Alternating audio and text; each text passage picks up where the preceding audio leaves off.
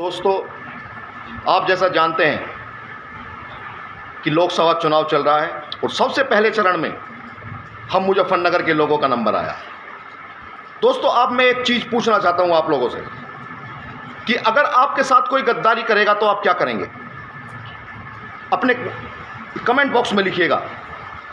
मैंने शायद आज तक ये सीखा है आप लोगों से, अपने परिवार से, रिश्तेदारों से, देश से, राष्ट्र से और अपने सनातन धर्म से कि सबको माफ़ कर देना चाहिए, लेकिन जो गद्दारी करता है उसको गद्दार को कभी माफ़ नहीं करना चाहिए। और मैं गद्दारी हमारे मुजफ्फरनगर लोकसभा के जो वर्तमान में संजीव बालियान जी सांसद थे, उन्होंने हिंदू हृदय सम्राट भाई ठाकुर संगीत सोम जी को हराने के लिए षड्यंत्र रचा।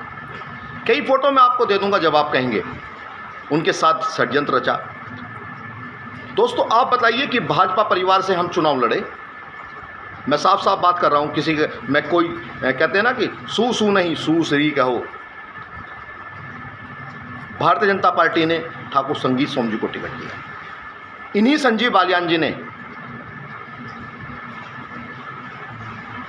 भंवर सिंह जी राज्यसभा के सदस्य हैं, विजयपाल तोमर जी, उनके भाई भंवर सिंह तोमर, उनको चुनाव लड़ाया संगीत सोम के सामने 2022।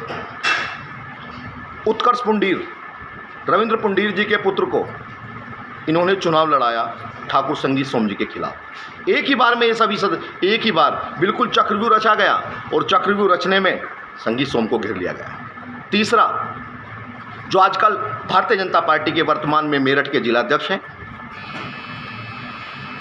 जिनका नाम शिव कुमार राणा है, वो इनके सामने चुनाव लड़े और समाजवादी कैंडिडेट को इन्होंने प्रमोट किया। उसमें कई फोटो इस चीज़ के जारी हुए।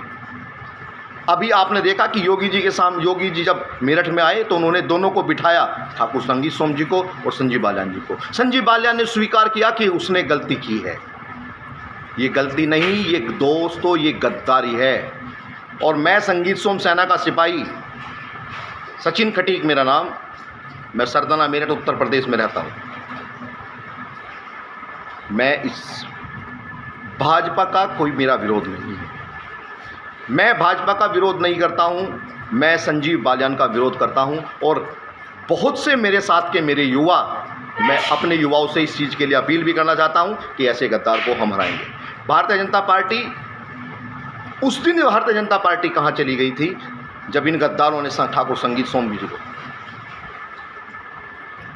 चक्रव्यूह में फंसाकर उन्हें हराया। मैं हाईकमान से पूछना चाहता हूं, मैं भारतीय जनता पार्टी के राष्ट्रीय अध्यक्ष जी से पूछना चाहता हूं, मैं मोदी जी से पूछना चाहता हूं, मैं अमित शाह जी से पूछना चाहता हूं और मैं प्रदेश अध्यक्ष जी से पूछना चाहता हूं कि हमारी नीतियां कहां गई भारतीय जनता पार्टी की?